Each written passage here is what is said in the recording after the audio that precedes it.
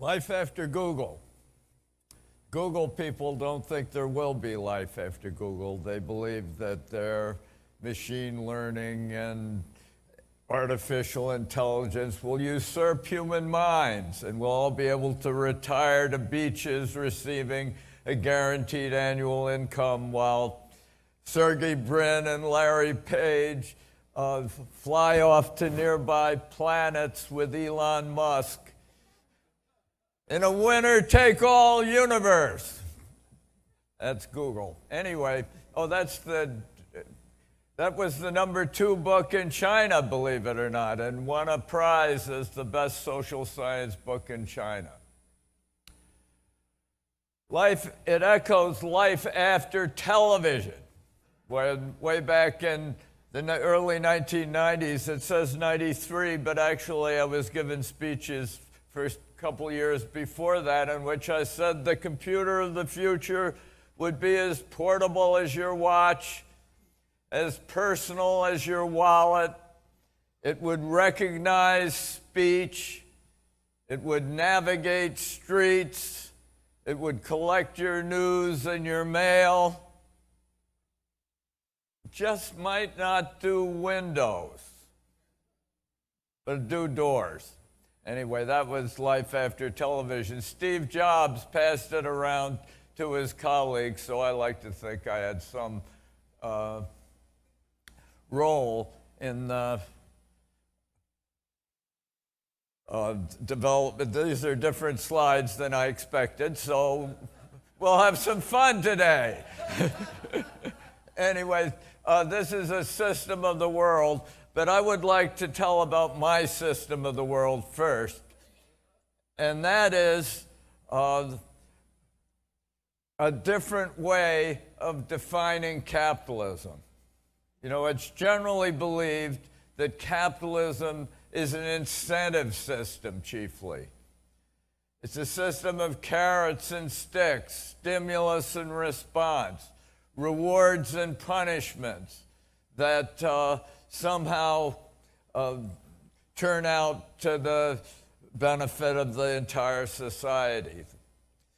But I don't think capitalism is chiefly an incentive system. It's chiefly an information system. And what wealth is, fundamentally what wealth is knowledge. We know wealth is knowledge because, as Thomas Sowell put it, the Neanderthal in his cave had all the physical material resources we have today. The difference between our age and the Stone Age is entirely the accumulation of knowledge. An MIT economist named Cesar Hidalgo a couple years ago, published a book on information in which he pointed out a similar idea. When an expensive car crashes into a wall, all its value disappears, although every atom and molecule remains. The car is information, value is knowledge.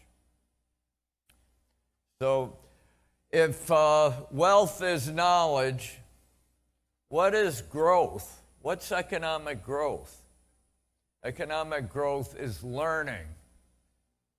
And it's not, I've been studying learning curves for decades. Ever since I wrote Wealth and Poverty, I've been studying the learning curve, which is the foundation of the Boston Consulting Group and Bain and Company. It's really the most thoroughly documented concept in business, is that with every doubling of total units sold, you get a drop of 20 and 30% in prices. That's the learning curve. And it's been demonstrated for transistors and eggs and transportation miles, insurance policies, doesn't matter what. The learning curve is fundamental. Growth is learning. So what's money? Growth is learning. Money is time. Money is what time is what remains scarce when everything else becomes abundant. Time affects every economic decision. Time defines money as a measuring stick. And all this carnival of zero interest rates, allegedly, reflects a rebellion against time. Time is money. And recently, two economists named Gail Pooley of Brigham Young and Marion Tupy of St. Andrews in Britain, they both did a report for the Cato Institute, used my concept of money as time to recalculate all the prices in the economy. And they assert, and I agree, that the only real way of defining prices that's consistent across time and around the world is time prices. That is, how many hours it takes a typical worker to earn a particular good and service. And what Tupy and Pooley show is that time prices are dropping radically across the board and around the world economy. Since 1980, time prices have dropped some 71%, while population has increased 71%. Time prices are radically, time prices are an indication of ever-expanding abundance.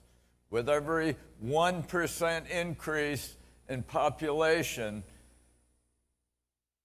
the abundance of all the crucial commodities for human life increases by 1%. In other words, growing population generates more commodities rather than consuming commodities. Commodities are a product of the ultimate resource, as Julian Simon has put it, and that's human minds.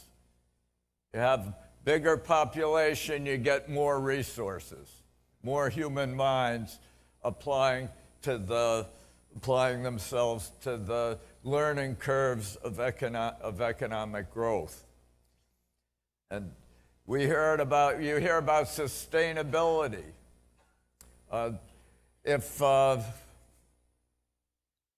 If more populations associated with more resources, more abundance rather than less, there's no crisis of sustainability whatsoever. If prices are actually dropping drastically faster, and the only measure that really means anything, which is time prices, then interest rates aren't flat or minus or negative. They're real interest rates. If growth is several times faster around the world than anybody believes in these statistics employing GDP deflators and consumer expenditure adjustments and CPIs, all these subjective, muddled measures of prices, time prices are dropping radically as a result of this vast new industrial revolution that's been sweeping the world in information technology for the last several decades. Drastic drops in prices mean that world GDP is growing much faster, interest rates are much higher, the debts are much more sustainable. It explains why, in the face of what appear to be conditions of catastrophic debt overhang, we actually have a reasonably growing world economy, and measured by these time prices of rapidly growing world economy.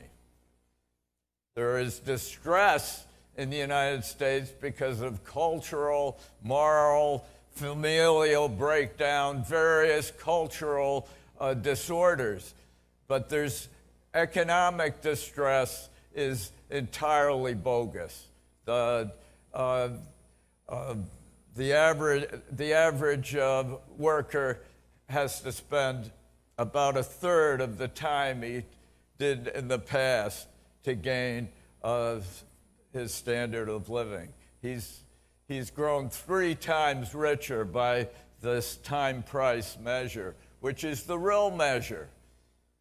What you use when you buy a good or service is the time it took you to make the money to buy it. When you run out of money, what you're really doing is running out of the time to earn additional funds. And money really is the way we translate the scarcity of time that affects all economic behavior into the economy. And the central banks are constantly manipulating time and thus retarding economic growth. But the power of human creativity in a globalized world economy has surmounted all this static and noise and continues to triumph. And the only real threat is the politicians. It really is. It's the only real threat. The real threat is politicians trying to King Canute around the world, trying to control the planet, the climate. I mean, it's climate change. I mean, the weather's awful, isn't it?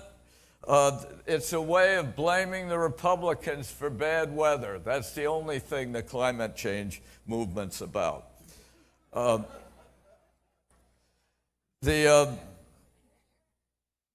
So by these measures, globalization is an unalloyed good. The middle class has massively benefited from trade with China. The trade war is utterly vandalistic. It's the U.S. taking a hammer and pounding its thumb with it. It's trumpery. It's wrong, and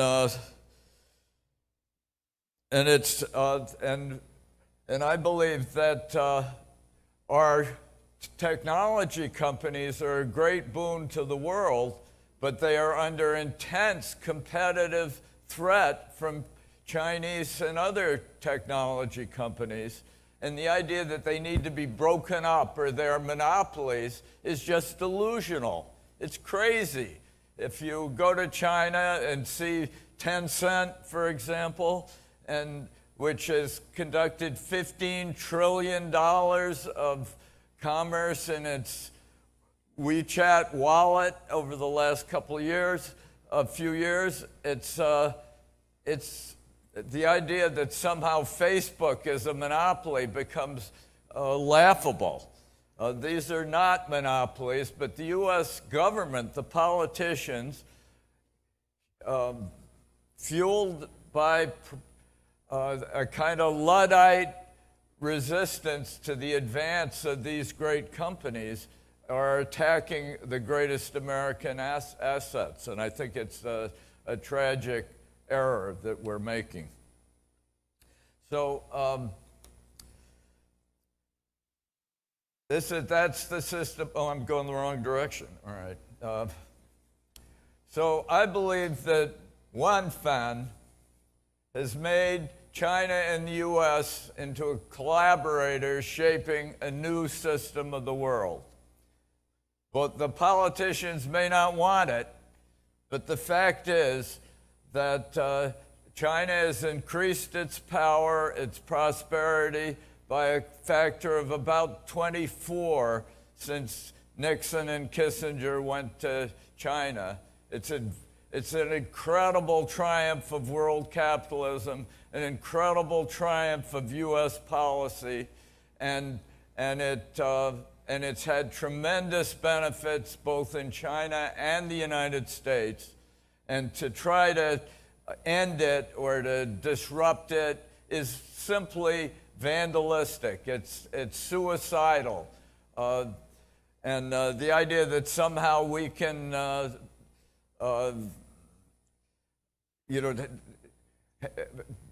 control the South China Seas. Why doesn't China control the Gulf of Mexico? It makes about as much sense. And we just have a delusion about our power. We are not ahead in semiconductors. Taiwan is part of China, and Taiwan leads the world in semiconductors. TSMC is the world's leading producer of semiconductors at 7 nanometer geometries, which is the next point in the semiconductor roadmap. Our leader is Intel, and Intel stalled out at 10 nanometers. We are not, this whole idea that somehow we can compete with China and win a trade war, it's so quixotic and stupid it takes your breath away. Here we want to make China technologically independent is what we're doing. We're forcing China to stop buying U.S. chips and make all their chips themselves. And China has a million more engineers than we do. They got 3 times the population that we do, and we cannot possibly benefit from separating ourselves from the special relationship that's emerged between our two economies. Anyway, life after Google can be great, and the cryptocosm actually solves key problems of both global money and the security crisis on the internet. And I'll be talking about that late this afternoon. I think it's 6 o'clock or something. And we'll talk more about the cryptocosm and the future of the world economy as it breaks away from the clutches of vandalistic politicians. Thank you.